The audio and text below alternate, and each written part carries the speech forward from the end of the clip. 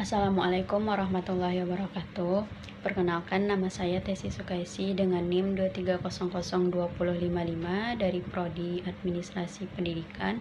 Pada video kali ini saya akan membahas topik tentang perkembangan public relation dan manajemen humas secara internasional. PR ialah sebuah proses terencana untuk menciptakan hubungan yang baik atau saling pengertian secara berkesinambungan antara kedua belah pihak, yaitu pihak lembaga dan publiknya ataupun masyarakat secara umum. Dengan demikian, public relation ini berfungsi sebagai jembatan antara lembaga dan masyarakat. PR memastikan bahwa kedua belah pihak dapat berinteraksi dengan cara saling menguntungkan dengan membangun kepercayaan yang diperlukan untuk keberhasilan jangka panjang. Public relation atau humas terdiri dari beberapa ilmu atau gabungan dari berbagai macam ilmu. Yang pertama itu ada multidisipliner.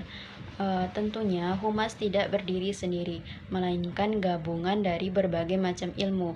Nah, ilmu ini mencakup ilmu-ilmu sosial yang memberikan pemahaman mengenai interaksi manusia dan masyarakat. Selanjutnya ada ilmu politik. Memahami dinamika politik yang sangat penting dalam PR atau public relation, terutama ketika kita berurusan dengan kebijakan publik, regulasi, dan pengaruh politik terhadap organisasi. Yang selanjutnya yaitu ada ilmu ekonomi. Aspek ekonomi juga berperan dalam perkembangan PR, karena keputusan bisnis dan strategi pemasaran sering dipengaruhi oleh kondisi ekonomi dan perilaku konsumen. Selanjutnya yaitu ada ilmu sosiologi dan psikologi. Ilmu sosiologi ini membantu dalam memahami struktur sosial dan interaksi antara kelompok, interaksi antara organisasi dan masyarakat. Sementara ilmu psikologi ini memberikan wawasan tentang perilaku individu dan kelompok yang sangat penting untuk merancang pesan yang efektif. Selanjutnya yaitu ada ilmu komunikasi. Ini adalah komponen utama yang sangat penting dalam public relation, karena komunikasi yang efektif adalah kunci untuk membangun hubungan yang baik dengan publiknya. Ilmu komunikasi ini mencakup teori dan praktik yang menyampaikan pesan baik secara verbal maupun non-verbal. Nah, selain dari ilmu-ilmu yang sudah disebutkan tadi, public relation juga dapat melibatkan aspek dari berbagai bidang ilmu, seperti ilmu antropologi, etika, teknologi informasi, dan semua yang dapat berkontribusi pada strategi komunikasi yang lebih baik. Selanjutnya kita masuk ke sejarah awal perkembangan public relation atau PR. Public relation ini pertama kali dipelopori oleh Lily Ferry, yang dikenal sebagai the father of public relation, yaitu bapak public relation. Nah, yang pertama itu ada mengenai Ivy sebagai pelopor PR. Ivy mulai dikenal pada abad ke-20 sekitar tahun 1906 ketika ia mengembangkan praktik PR modern. Ia sangat berperan penting dalam membentuk cara organisasi berkomunikasi dengan publik dan media. Selanjutnya ia menanggulangi krisis. Selanjutnya ia menanggulangi krisis. Nah, salah satu pencapaian awal yang dilakukan oleh Ivy adalah kemampuannya untuk menangani krisis yang dihadapi industri batubara di Amerika Serikat. Ia membantu perusahaan-perusahaan untuk mengelola citra mereka dan berkomunikasi secara efektif dengan publik selama masa-masa sulit. Yang ketiga yaitu adanya cikal bakal keilmuan PR.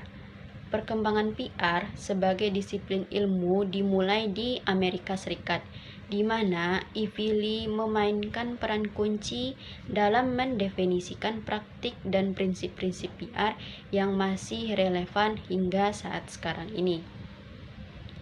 Selanjutnya yaitu adanya The Declaration of Principles.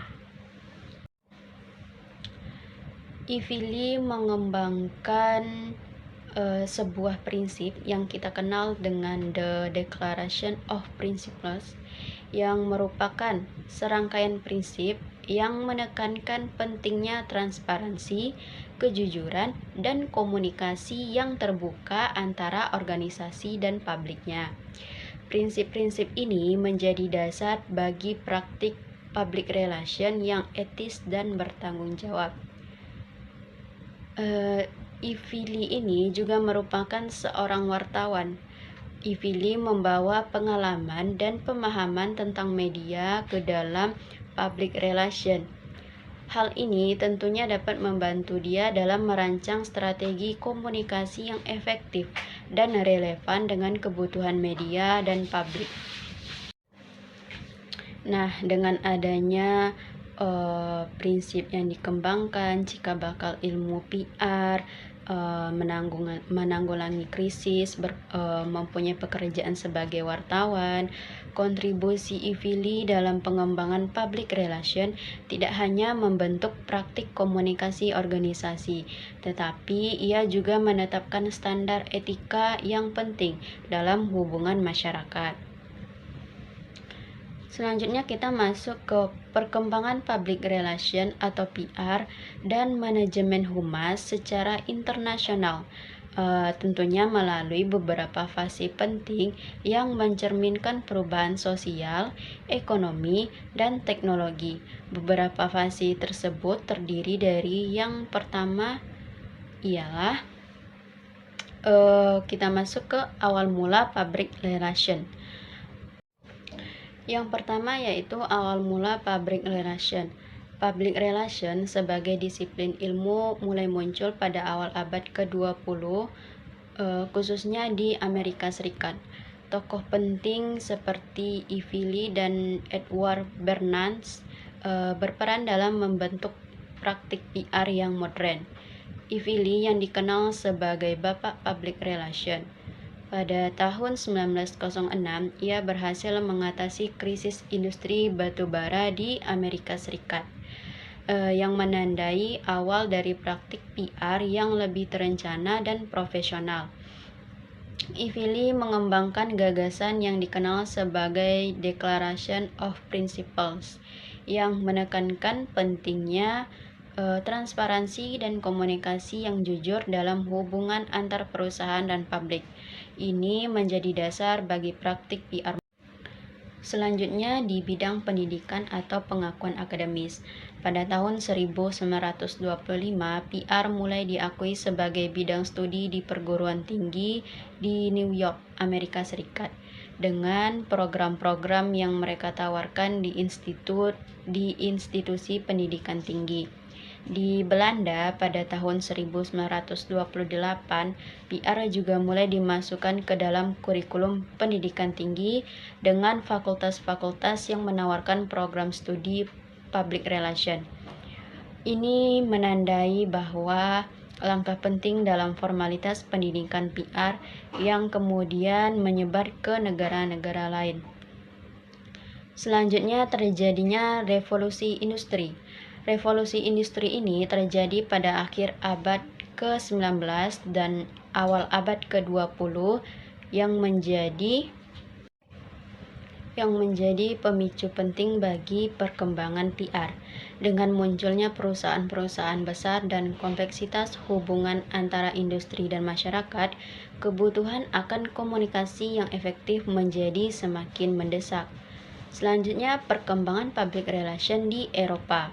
Pada tahun 1968, Belanda mengalami perkembangan pesat dalam bidang public relation, dengan pendekatan yang lebih ilmiah dan penelitian yang rutin dilakukan. Sementara itu, di Amerika Serikat, PR masih sering dianggap sebagai alat bisnis semata. Hal ini menunjukkan perbedaan pendekatan antara kedua wilayah dalam mengembangkan ilmu public relation. Selanjutnya yaitu era globalisasi. Dari tahun 1970 sampai tahun 1990, PR mulai diakui secara global. Banyak negara mulai memahami pentingnya PR dalam konteks bisnis dan organisasi. Pada periode ini, banyak lembaga-lembaga mulai menyadari bahwa PR bukan hanya tentang komunikasi, tetapi juga tentang membangun hubungan yang saling menguntungkan dengan publik. Selanjutnya masuk ke era digital dan media sosial atau era modern. Memasuki abad ke-21, perkembangan teknologi informasi dan media sosial telah mengubah landscape PR secara drastis. Komunikasi menjadi lebih cepat dan interaktif. Memungkinkan organisasi untuk berkomunikasi langsung dengan publik mereka. Ini juga untuk menuntut praktik PR untuk lebih responsif dan adaptif terhadap perubahan. Jadi, secara keseluruhan, perkembangan public relation dan manajemen humas menunjukkan bahwa bidang ini telah bertransformasi dari praktik yang tidak terorganisir menjadi disiplin ilmu yang diakui secara akademis dan profesional dengan pendekatan yang semakin kompleks dan beragam. Baiklah, sekian penyampaian materi pada topik perkembangan public relation dan manajemen humas secara internasional. Jika ada kesalahan dan kekurangan, saya mohon maaf. Saya sudahi dengan wassalamualaikum warahmatullahi wabarakatuh.